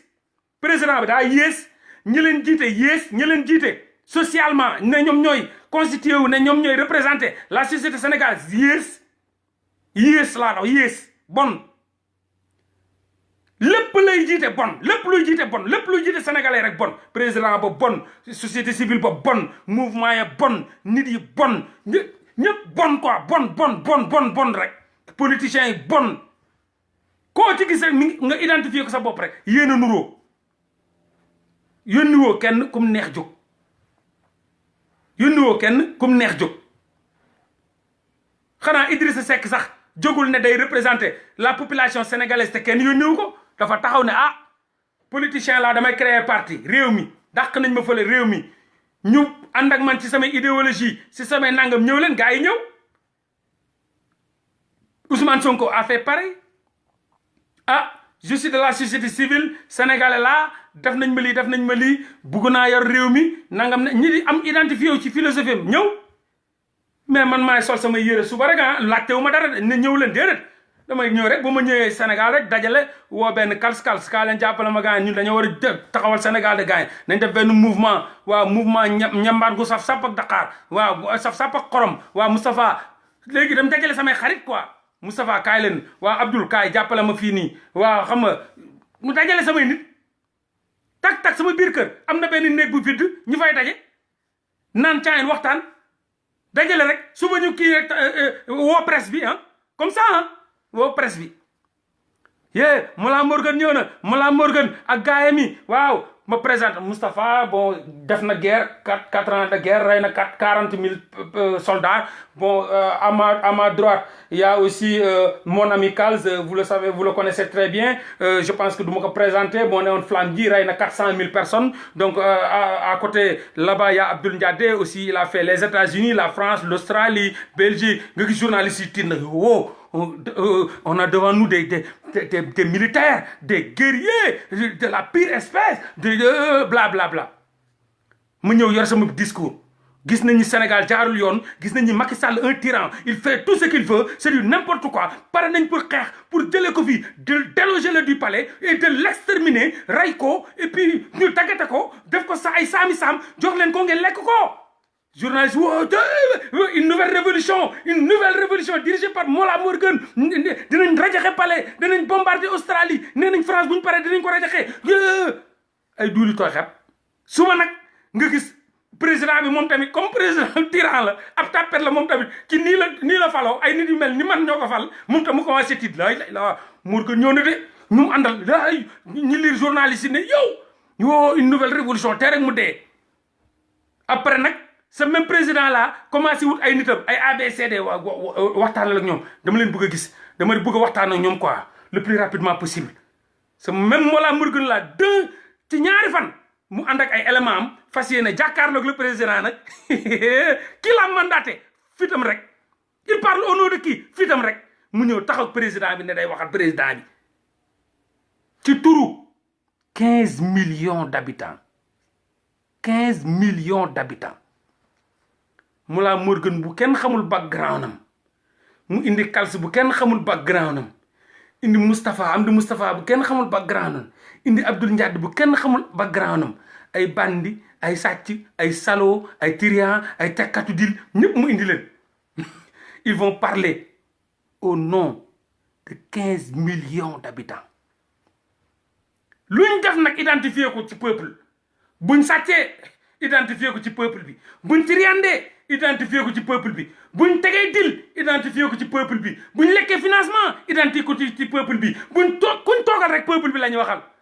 On est allé voir le président des affaires extérieures donc commencé yor discours bi yow kan moo la yónni pour nga war a dem wax ak Kals ñëw ñu ma yónni Kals comme moom moo gën a réel am nit moo dàq mën a wax nag moom moo gën a mën a ba broyer xel yi ma ne Kals dama léegi buñ génnee ci dem seeti l'assassin le ministre assassin tel Kals moom ñëw jàkkaarloo gi approchez-vous commencé discours am en français nag na wut ay français yu jaxasoo rek bon on est allé voir le président de tous les assassins mais on a essayé même d'essayer de le transformer en une parfaite illusion d'extraordinaire d'une splendide en fait malgré que c'était un assassin mais en 5 minutes on a essayé de le reconvertir en un musulman extraordinaire d'une dimension vraiment normale ce qui est arrivé à ce que gars yi non gars yi transformé nañu assassin ba la mais ça se passe comme ça les discours tout se passe comme ça au Sénégal dëkk naxaatakat boo xam ni donc ñun bande d'assassins bande d'agresseurs bande de détourneurs bande de violeurs on s'est transformé vite fait ci benn genre mouvement de guerrier mouvement de transformateur social extraordinaire quoi et tout le monde applaudit boo ne kenn ko xam Mollah Morgun ñëw ne yéen kii nii nga xam ni bandi la nangam na il faut pas le toucher non il est sacré il faut pas le toucher ah bul ko jege bu ko laal non il nous représente non il faut pas le commencer def bouclier nag ne dañ koy défendre il faut pas le toucher ah non il est incontournable bu ko kenn laal waaw lu muy wax moom yëpp dëgg la ah est-ce que ak ça boo ko mënul wax rek may ñu fii fekk mi nga background bu salté boo xam ni mais Sénégal nga den dëkk bi bu baaxoon tey ji Yérim Seck dina ñëw di waxaat di toogaat ci plateau yi Sénégal bu baaxoon Yérim Seck dina toogaat ci plateau yi di wax jàpp fi ab góor jigéen nii buy tëddee ab taalibe du ko kaso génnaat toogaat ci télé so costume karawaat di waxaat ñëpp naan non pourtant dara newu ci moom de moom amul ñu jàppaat ko encore ci dugal ab xale ci otoom di ko laal non erreur la woon rek non yàlla bu dara tëwul moom rey ko moom léegi nag moom yàlla ak moom ñi réglé ba ñuy dem tamit ci dëj ba ñëpp ñëw ndeysaan ku baaxoon la nag ñëpp nëbb yem doon def bul ca wax de ku baaxoon la moom kay non da doon jàppale waa koñ bi de xale bu amul bic sax mu jëndal ko xale bu ñu manqué livre yëpp moom moo leen doon jëndal livre non moom kay non imam la moom julli du ko raw fen rek te pourtant ñaari yoon jàpp nañ ko ci ay kii background am kooku tey jii mooy taxawaat yorewaat discours sa même Yérim Seck buñ jàppoon mu violé xale détourné ko xale bu ndaw yàq ko bi xam nga détourné xale yomb na mineur booy bu amoon xam-xam mi ngi Europe sax di jàng am na jëkkër léegi macha allah kii Yérim Seck defoon loolu waa Kaolack la ci famille taal yi nga xam ni papaam moom moo géré lépp luy prison Sénégal ci justice bi la ne booy boobu ma la kooku noonu Yérim Seck détournement de mineur la viol pourtant xale boobu noonu classe am ba bu muy jàng bay génn Serigne Bassirou Mbacké bay dem lycée bay génn bay dem Europe ku mu bokkal classe jël pee bàyyi la fa ku mu bokkal classe jël pee bàyyi la fa lu leer nag laay wax waxuma ay waxantu de waa Kaolack la xam naa famille am ku mu bokkal classe deuxième ngay jël mënoo jël pee mooy tàgg pee bi mun jàng ba adduna bi yëpp di ko coow nijaayam moo ne woon suñu taal moo ne woon suñu proviseur moom nijaayam ku bokk ak papam nday ak baay moo ne woon suñu proviseur mais Sénégal tey Yérim Seck ak xelam comme am na valeur intellectuelle mais manqué na valeur morale détourné xale bi parce que xale bi intellectuel la dafa bëgg affaire intellectualisme xam-xam noonu la fanwee Yérim Seck parce que da ko doon seetaan ci télé waaw exactement la fille de Boubou Diouf Tall merci beaucoup le proviseur Tall ak papam Boubou Diouf Tall ñoo bokk ndey ak baay Boubou Diouf Tall il est de Kaolack waaw elle est de Kaolack moo tax ma xam naa ko quoi elle est de Kaolack exactement El Hadj donc mu détourné ko xam lan moo tax xale bi intéressé woon ci kii faawul woon kooku de non comme xale bi dafa am xam-xam te dafa bëgg xam-xam comme sama genre gi rek borom xam-xam bu ñëw yóbbu ko donc xam-xam bi muy seetaan ci télé di gis Yérim Seck di def ay discours am mu neex ko mu xam ni kii am na bopp donc à travers ses facultés intellectuelles la naxee xale bi détourné ko parce que xale bi da ko fin pas rafet pas dara non bu doon loolu la kon xale bi kenn xameewu ko sax ay gelantu kenn xameewu ko gelantu kaw la amul far amul dara jàngam rek jàngam kese daway jàng ba dof mais loolu la ñuy woowee détournement parce que détourné na conscience am à travers li mu bëggoon muy xam-xam la ko Yérim Seck utiliser jox ko rendez-vous pour demuloon foofu pour mu tëddee ko mu jox ko rendez-vous pour ñu dem peut-être waxtaan débat Yérim Seck violé ko jaay ko doole violé ko xale boobu bu fekkoon bandi la kon du dem di wone boppam di wax ni man dañ maa violé moom moo dem wax ko sërëm Yérim Seck moom moo xotti sama slip Yérim Seck moom moo ma tëddee par force jël affaire am bi dugal ko ci sama affaire bi bés ma yuuxu expliqué lépp moo ko expliqué magam bu jigéen donc ce même Yérim Seck là violeur détourneur de mineur yàq addunay jàmbur lu imen li yàlla wax ci imen képp ku dul sa jabar ku ci nekk képp ku fëq imenu jigéen bu dul sa jabar loolu daf mu ne moom mooy adduna dafa écrouler sa kaw mooy maanaam da nga addunaa ngi nii nga teg bomb mu exploser ko képp koo xam ni da ngaa fëq imenu jigéen boo du sa jabar takkoo ko ñaanoo ko fenn nga fëq imen mi ngi mel ni nga jël pomb teg ko ci àdduna mu exploser maanaam nga tukkil àdduna kon gis nga loolu nu mu grave mu def lu mel noonu retourné jamono jooju ñëpp yool ñu tëj ko ci kaso yi mu ñëwaat ñëpp fàtte nañ loolu c'est fini l'intellectuel mooy toogaat encore cet intellectuel boo xam ni valeur morale am yëpp zéro la valeur morale am amul valeur morale yorewaat télé yi démb moom moo newoon TFM bërki démb mi ngi Walf bërkaat démb mi Zik FM et cetera avec comme ni ma leen ko waxoon rek na yore ay discours yu grave yu pléthorique yu extraordinaire avec des mots hyper nangam moom mun nañ Yérim Seck peut représenter même la population sénégalaise parler au nom des Sénégalais dem seeti palais wax ko neex peut même représenter les journalistes sénégalais lii moo am Sénégal mais lii nan lañ ko defaree ku sa background ci xasaw salté tilim ngay bandi sax tu peux venir demain organiser sa benn mouvement sa benn association et que tu représentes un peuple représenter un peuple dafa garaaw sëriñ mi ngi ci boroom xam-xam mi ngi ci lépp ngi ci xam nga peuple une population lépp ngi ci ku mun a jënd sa baay ci xam-xam a ngi ci ku la gën a xam mi ngi ci mais Sénégal dafa ay boroom xam-xam dañ ci ne ay gone yu ndaw ñooy représenté ñëpp ak nu mu leen neexee seen background check n'importe quoi ce même Yérim Seck à côté y a ce même faiseur de faux billets le chanteur comment dirais-je le père de Wally Seck ñu jàpp ko ak ay saaku billets mais demain il peut être là en train de donner des leçons de morale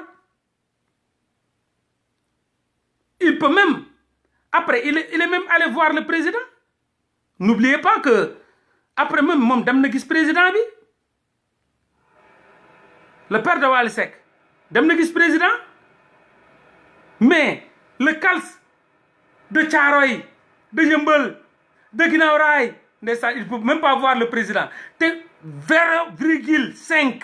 des facultés mentales physiques de Kals mun naa jënd xeetu Thione Seck yëpp mais Kals moom ndeysaan comme moom amul fit comme moom créewul mouvement jaayul daay doole jaayul yor ay discours ce Kals là va mourir dans le ghetto mais demain Thione Seck va parler au nom de Kals ce même Thione Seck va parler au nom de Kals Thione Seck est allé voir le président son fils dañoo yeew rek gis ko Wally Seck est allé voir le président parler de quoi lu mu doon wax kenn xamul il est allé voir le président fan la jaaree ci ban yoon donc man j'ai pas droit à voir le président yow Abdoul tu n'as pas droit à voir le président ni Kals mais Thione Seck peut voir quand il veut le président malgré que dañ ko jàpp en flagrant délit ak ay milliards d'euros de falsification mais Moustapha ne peut pas voir le président qu'est-ce que Moustapha a fait Moustapha bu ma xam université mu jàng ba ne ar yor ay diplôme am extraordinaire yor bopp bu macha allah bu waxtaanee yow nga xam ni ci bépp côté Abdoul jàng ba ne ar lycée Thiaroye jóge fa dem université jàng jëm États-Unis jàng mais Abdoul ne peut pas voir le président lycée ñeen kenn mun ci gis mais Thione Seck suba bu ko neexee gis président bi Wally Seck suba bu ko neexee gis président bi Yérim Seck suba bu ko neexee gis président bi keneen ak keneen les lutteurs sax ga nga gis Balla Gaye Modou Lo Eumeu Sène suba bu ñu bëggee gis président bi mais qu'est-ce que vous avez fait yéen lan ngeen def pour ne pas mériter ak seen xam-xam ak seen jàng ak seen kii ba doo leen mën a gis président bi ba doo leen gis président bi rek je parle je veux ngeen wax ma lan moo tax yéen ban problème lan ngeen def ba mun leen gis président bi léegi nag ku leen ëpp fit te ëpp leen xel suba mun na jaay fit rek dem gis président bi si seen tour yónnulewu leen ko yabalu leen ko bu muy dem sax waxu leen dafa dem rek génn bu mu génnee ngeen gis ne daal demoon na bu mu génnee tak ñu dégg ko micro mu commencé wax gërëm président bi gis nañ ko yaa yu réussite na mi ngi noonu donc nag gars yi Sénégal de gagne vrai problème la Sénégal mooy nganda le plus grand problème Sénégal neexut a defar de sama genre gi mënuñu defar Sénégal sama genre gi yoruñu solution wu Sénégal sama genre gi dañuy wax ba dee rek ñaar moo ci am mooy lu Idrissa Seck waxoon moom c'est un vrai politicien daf ne kaso mooy yoon bu gën a jege palais ci ab politicien wala un homme politique kaso la case prison mooy yoon bu gën a jege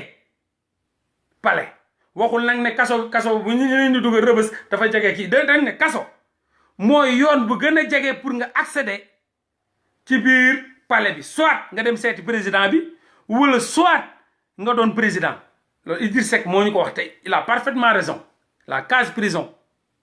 parce que boo fa génnee ci la nit yi di bëgg ci la nit yi di fan ñu bëgg affaire banditisme ci lañ lay faaye parce que dañ naan bandi nga te 90% ñiy dugg ci kaso yi mun nañ bañ a doon bandi mais ñooy bëgg affaire ba identifié wu ci banditisme dañ naan non kaay bi gëree la quoi ñi yore ay esprit émotionnel ñoom tamit xam nga emotion intelligentsia bi mooy faculté émotionnelle yi nekk ci ñoom dañuy yërëm waa ji non ndeysaan dañ ko fi tëj non da ko tooñ no libéré naa nga ku nekk yërëm tëlu donc loolu mooy tax mu am possibilité moom nit yi gën ko bëgg nit ki gën ko fan mu mun a jege palais bi pourquoi les gens cherchent toujours pour ñu jàpp leen bu sañu manifestation da ngay gis ñu libéré wu ñu joxe wu gratuitement ku nekk yaa ngi bëgg ñu téye la yow yaa am problème naan libéré mais waa ji moom loolu lay wër donc il cherche à être attrapé il cherche à être au devant de la scène il cherche à être dans les médias il cherche à être connu en fait à être connu mu toogaayam bu baax boo xam ne suba ñoom ñooy dem di la représenter donc au Sénégal la case prison les arrestations tout ça yow mi naan libéré yow mi di ko partagé yow la sonal de mais moom day gën a di classifié wu di gën a di avancer à grands pas pour mun a positionner wu pour suba bu ñu nee bëri ñu war a dem wax ji moom moo leen mooy dem wax ji ah léegi ci lu tax mu dem wax ji donc du si parce que dafa am xam-xam du parce que dafa gën a bëgg réew mi non non non parce que dafa jaay fit rek dafa jaay fit est-ce que intellectuellement dafa war a dem wax ji est-ce que nangam dafa dem wax ji non moralement est-ce que du moom moo war a wax non mais daf la fit rek daf la gën a siw parce que siwam bi ci fit la ko def ak case prison ak les arrestations moom moo ko may mu positionné wu lii mooy Sénégal sama gars yi li may wax ni du bees xam ngeen ko lii mooy Sénégal c'est dommage mais man gëm naa ni Sénégal mais très sincèrement ni ñuy doxalee nii non changé wu ko quoi dina may ay nit ñu am tur dina may ay nit ñu am position dina may ay nit ñu am yoon bu ñuy defaree seeni mbir jaana tàkkan non arrestation yëpp dégg nga arrestation yëpp Sénégal arrestation yëpp c'est des arrestations cherchées par-ci par-là parce que xam nga ni dañ lay jàpp quoi arrestation moom bu fekkoon peuple bi ñoo dem dans sa globalité arrestation yooyu comme tey France tey sax am na marche boo gis dañoo mujj di lakk ay oto et tout ça lu mu tudd Gare de Lyon seen marche bi tey 62e sortie manifestation des gilets jaunes tey am na chaque année chaque jour chaque samedi day am ay arrestation mais arrestation yooyu c'est pas des arrestations yoo xam ne gars yi dañ ko bëgg ñëpp dañuy génn après dina am ay brebis galeuses yi nga xam dinañ taal nañ ay oto lakk oto jàmbur yi jaxase xeex ak coy yi dina am ñuy jaxasoo infiltré day am fu ne ay infiltré mais arrestation yooyu noonu c'est pas des arrestations voulues mais Sénégal suñu arrestation c'est des arrestations voulues et cherchées loolu da nga koy wër parce que man bu ma demee sorti bëgg naa jàpp ma parce que bu ma demee ci benn marché rek ñibbi mais personne ne va parler de Mollah Morgun mais bu fekkee damay dem ci marché cherche à ce que ñu jàpp ma les gens vont parler de moi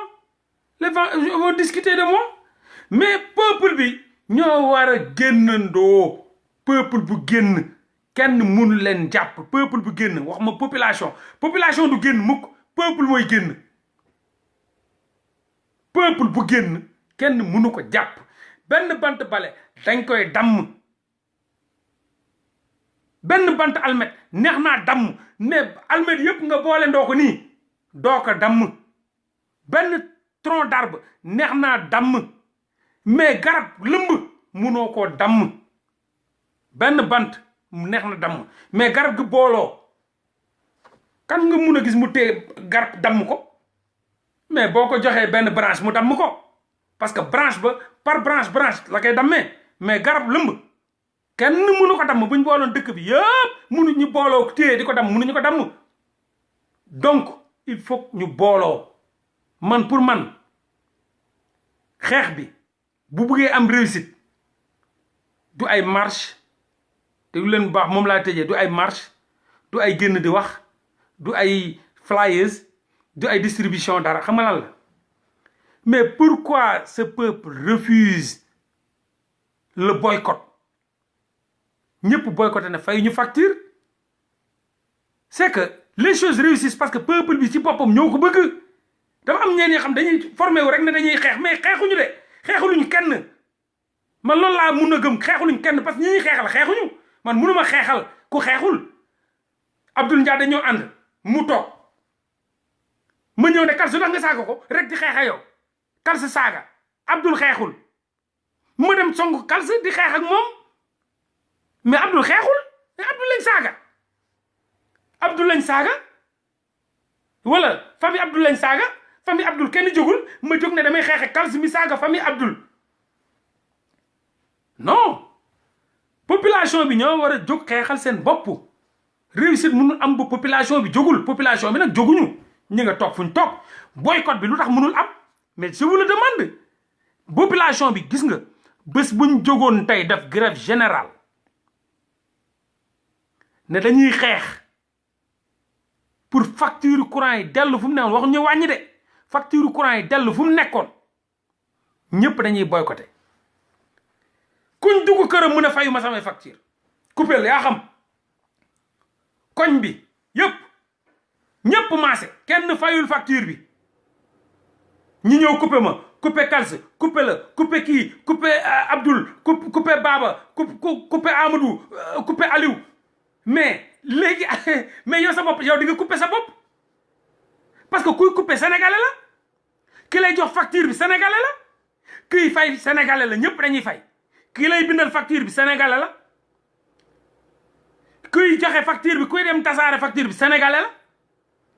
kii fay facture bi sénégalais la ñoom ñett ñëpp dañuy fay waaye ñoom ñett ñëpp buñ boycotté fu muy mujj kii joxe facture bi ne joxe yu ma facture kuy yóbbu facture ne yóbbu ma facture kuy fak facture ne fayu ma facture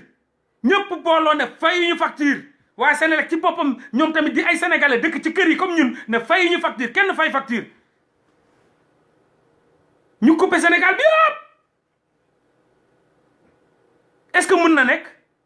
même buñ ko defee duñ ko def benn fan duñ ko def benn fan parce que émeute lay am bés bu Sénégal ñu coupé ñëpp ne fayuñu facture ñu coupé ñëpp dans sa globalité yëpp koñ bi yëpp ñëpp lëndëm affaire bi jaxasoo non tey Macky Sall génn palais nañ waxante dëgg rek buñ coupé woon ñëpp képp ku ci këram waa Sénélec ya ñuy joxe facture ñuy fay ñëpp na fay ñu ñoo bañ kenn fayul ñoo lànk ñoo bañ kenn du fay ñu coupé ñëpp Sénégal gi yëpp fi nga xam ne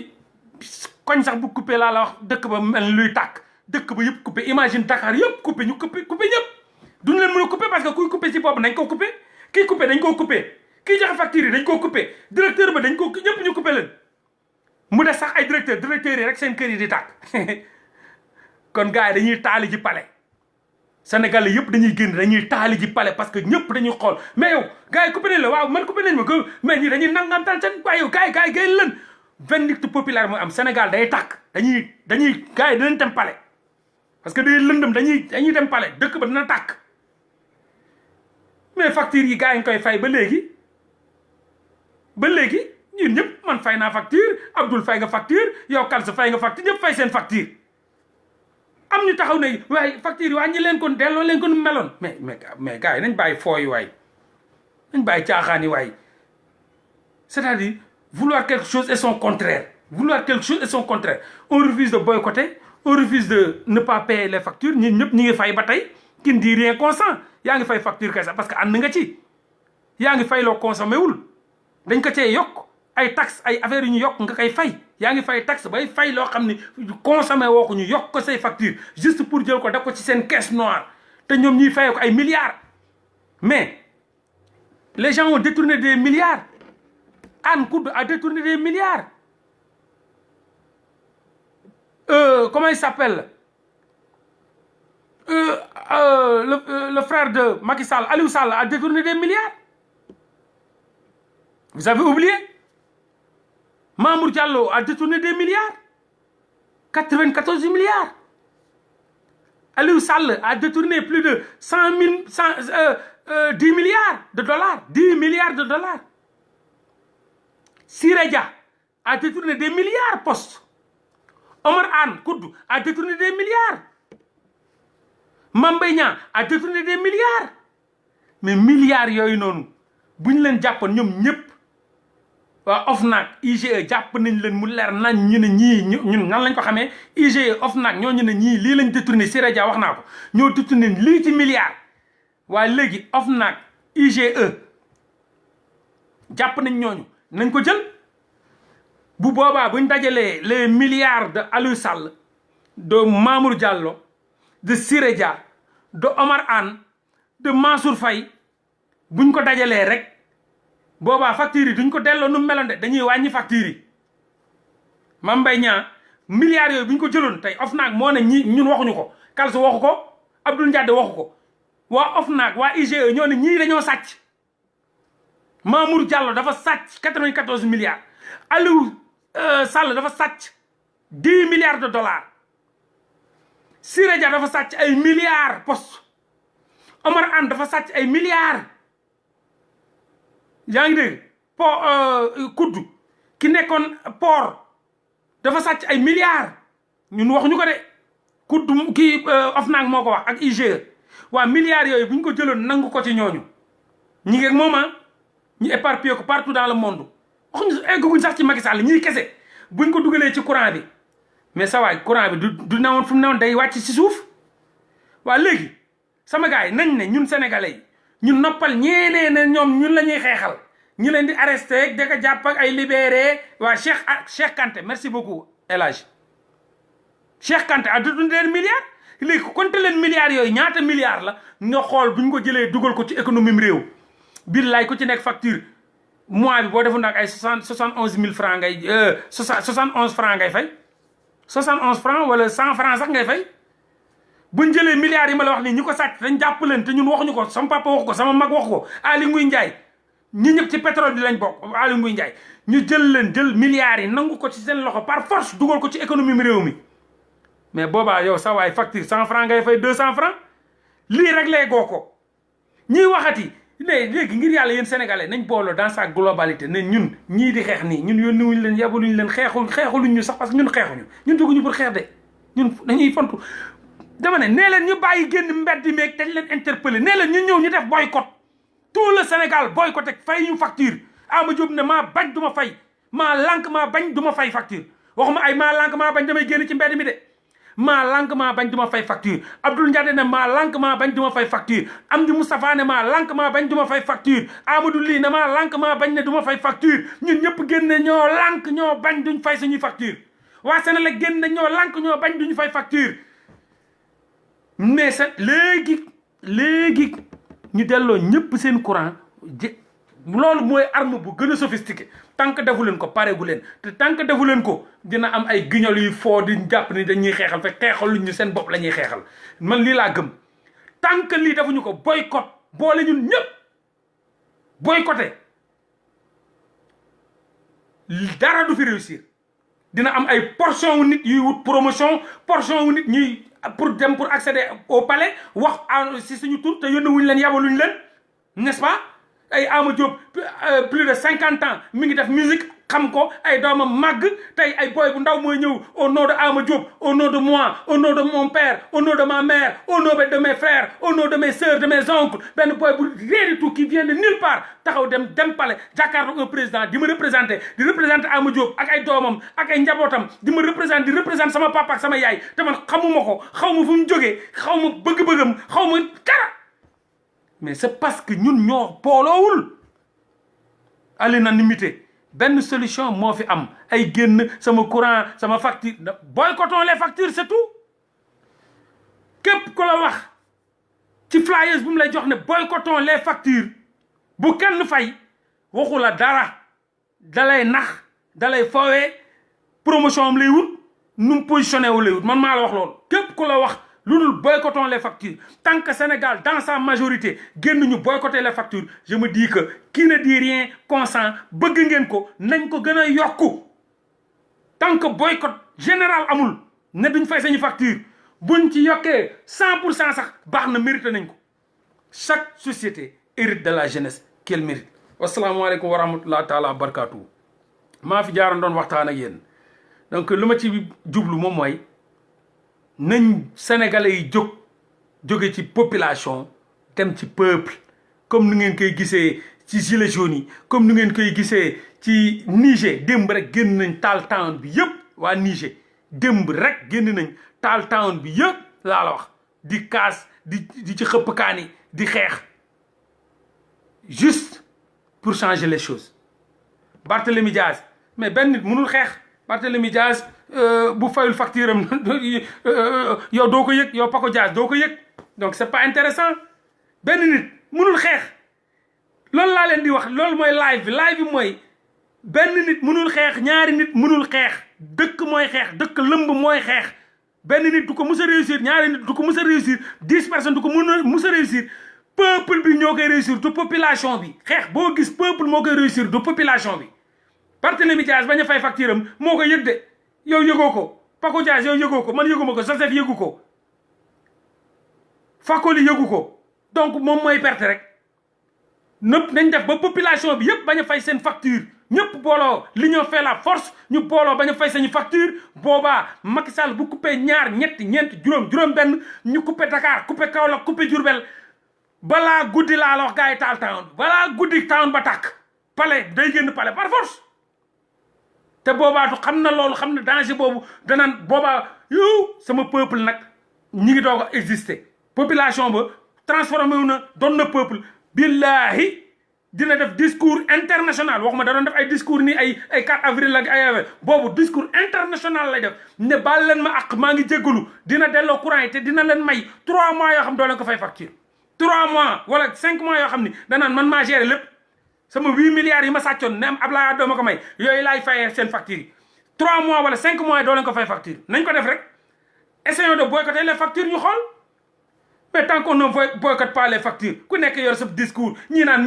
militant la ñi naan activiste la ñi naan panafricaniste la ñi naan combattant la kon na fata ay gars yi nañ bàyyi caaxaan yi waay Sénégal ci caaxaan la ne tant que bàyyiwu leen caaxaan yii duñ dem fenn certains nag vont profiter de cette situation pour lijjanti seen bopp c'est tout loolu la rek comme day dëkk buy nalaw la boo njëkkee yeew bul ne sàngal sa taat de ne ku njëkkee yeew ne la ne sàngal sa taat boo njëkkee yeew bu nga ne sàngal sa taat bàyyi ko taatam yéen mfang nga dem lijjanti sa bopp ñëw tëddaat nalaw la mu naan mu jóg na waaw waa jaa ngi nalaw de kon nañ continuer nalaw nga naa fekk yow yeewu nga bu yàgg gis ko taatu neenam boo ko ne sàngal sa taat mun naa yeew da ngay yeewu ndànk lijjanti sa bopp ñëw sénégalais ku la gën a yeewu dem dóori ay linjaam ñëw taxaw jaana tak ñii dañoo xaw a yeewu ña nga ci terrain ba naan ay terrain lijjanti seen bopp ñay nalaw a ngay nalaw waaye li fi nekk te muy solution bu adéquate bu rapide bu efficace mooy boycottons nos factures c'est tout on paye pas ñoo lànk ñoo bañ on paye pas loolu kese la mais loolu dégg guma ko ba léegi ñoo lànk ñoo bañ on paye pas ñoo lànk ñoo bañ on paye pas ñu xool lan lay joxe loolu yomb na xanaa maa moom sama xaalis maa moom sama poos sacrifice même bu dee benn fan du ko def maa la ko wax nag benn fan ñëpp na ñoo lànk ñoo bañ on paye pas 24 heures solution am 24 heures laa leen jox du ma sëriñ nag du ma sëriñ du ma xut bu samaan ñoo lànk ñoo bañ 24 heures solution am bu dee loolu amul nag moom mooy loolu wasalaamaaleykum wa rahmatullahi taala wa barakatuhu ñu ngi nuyu ñëpp bégee bonne journée ciao peace